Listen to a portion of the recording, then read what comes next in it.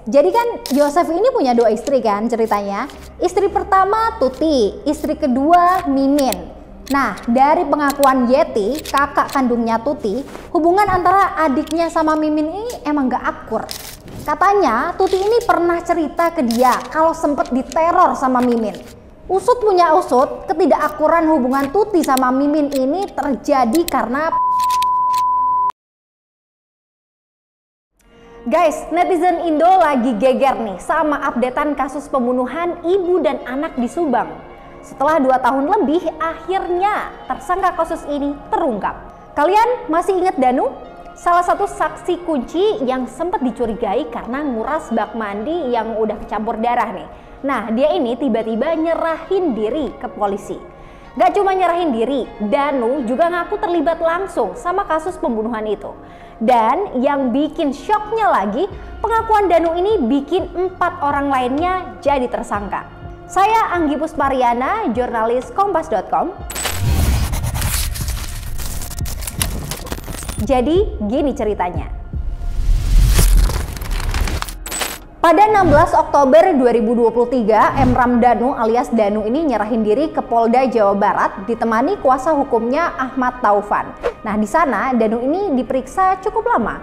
Sejak 16 Oktober 2023 bertemu penyidik, Danu baru selesai diperiksa keesokan harinya atau pada 17 Oktober 2023 sore hari. Dalam pemeriksaan inilah Danu membongkar semua yang terjadi dalam tragedi 18 Agustus 2021 di Kampung Ciseti, Desa Jalan Cagak, Kabupaten Subang, Jawa Barat yang akhirnya membuatnya jadi tersangka. Dari keterangannya, Danu cerita bahwa diminta buat membawakan golok sama suami Tuti atau ayah Amel, yakni Yosef. Gak cuma itu, Danu ini juga diminta sama Yosef buat menemaninya datang ke TKP. Sesampainya di rumah Tuti sama Amel, dia cuma disuruh Yosef untuk menunggu di garasi rumah. Ngedenger kayak gitu, Danu ya patu-patu aja dong. Soalnya dia juga gak naruh curiga sama sekali kalau waktu itu Yosef dibantu istri keduanya, yakni Mimin, dan 2 anaknya ternyata lagi mengeksekusi Tuti dan Amel. Barulah setelah ada suara teriakan nih dari dalam rumah, Danu ini langsunglah ngecek.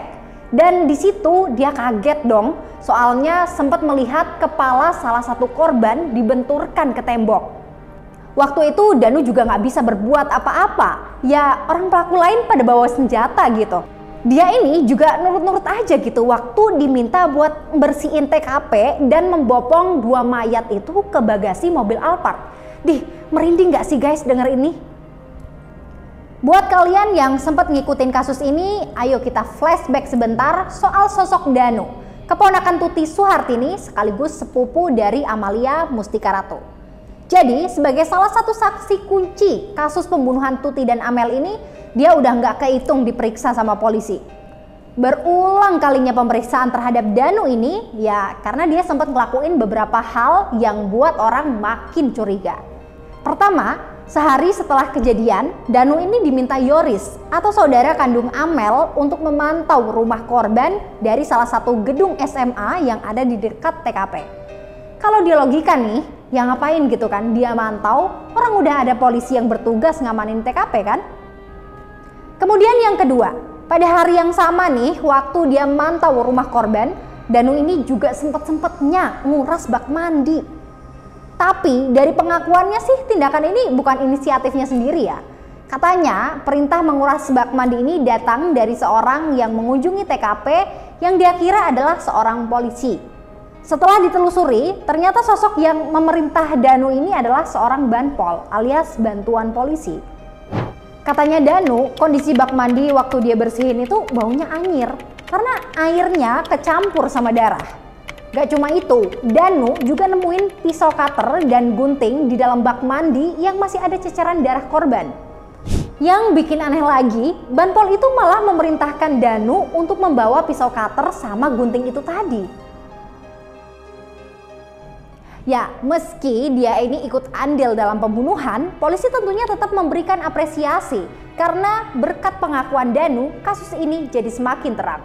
Selain itu, permohonan justice kolaborator yang diajukan Danu saat ini juga lagi dipertimbangkan sama LPSK. Tapi masalahnya kita-kita tentunya juga gemes dong, karena Danu ini baru ngomong setelah kasus ini berlarut selama 2 tahunan. Kenapa nggak dari dulu? Kenapa sih?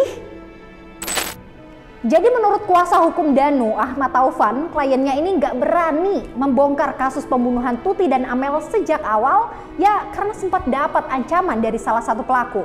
Siapa pelaku ini? Sayangnya nggak dijelasin nih siapa identitas pelaku tersebut. Nah, menyimpan rahasia besar ini selama bertahun-tahun tentunya buat orang tertekan kan ya, termasuk Danu sendiri. Maka dari itu, Danu ini baru mau menyerahkan diri ke polisi sekarang. Tadi kan Danu udah ngaku nih dan cerita soal dia yang melihat sendiri detik-detik eksekusinya Tuti dan Amel. Nah, berangkat dari pengakuan Danu inilah polisi menetapkan 5 tersangka. Pertama, ya Danu sendiri. Kemudian ada Yosef Hidayat selaku suami Tuti atau ayah kandung Amel. Selanjutnya ada Mimin yang merupakan istri kedua Yosef. Terakhir ada 2 anak Yosef dan Mimin, yakni Arigi Reksa Pratama sama Abi. Sekarang ini Danu sama Yosef posisinya udah ditahan, tapi sel tahanan mereka ini dipisahkan ya. Kalau dilihat ke belakang, pada 18 Agustus 2022, Yosef pernah kirim surat ke Presiden Jokowi yang isinya meminta perlindungan hukum dan meminta keadilan untuk kedua korban. Yosef juga memohon ke Presiden agar meminta kepolisian segera mengungkap pelaku pembunuhan istri dan anaknya.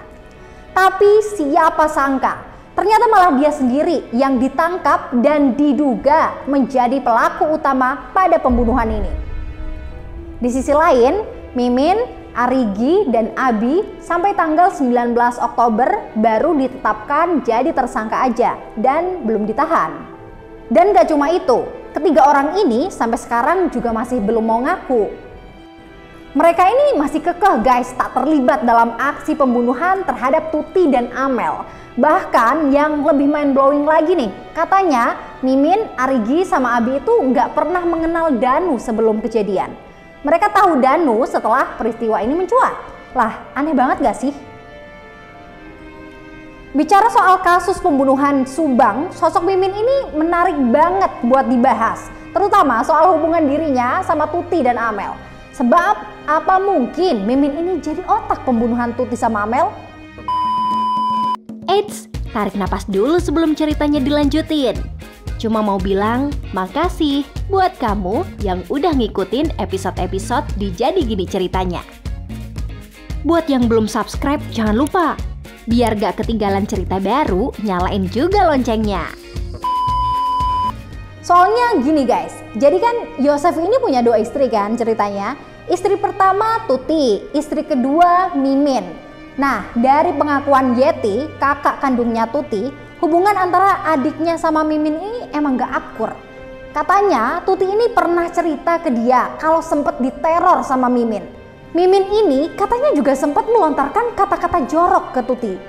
Usut punya usut, ketidakakuran hubungan Tuti sama Mimin ini terjadi karena persoalan ekonomi. Kenapa gitu? Nah, jadi kan keluarga ini punya sebuah yayasan yang menaungi sebuah SMP dan SMK di Subang yang namanya ini Yayasan Bina Prestasi Nasional. Di yayasan itu, Mimin adalah salah satu pendiri, tapi posisinya sebagai bendahara tiba-tiba digantikan sama Tuti. Karena pengelolaan yayasan jatuh pada Tuti dan Amel itulah, Mimin diduga cemburu dan gelap mata untuk menghabisi keduanya. Soal dugaan ini, dari wawancara tahun 2021, Mimin sendiri sebenarnya sempat bersumpah kalau dia nggak terlibat sama sekali dengan kasus pembunuhan Tuti dan Amel. Mimin juga udah nangis-nangis dan merasa tertekan gitu sama semua tuduhan yang udah menyudutkannya. Tapi ironisnya pada tahun 2023 ini gak disangka-sangka banget Mimin malah menjadi salah satu tersangka kasus pembunuhan Tuti dan Amel.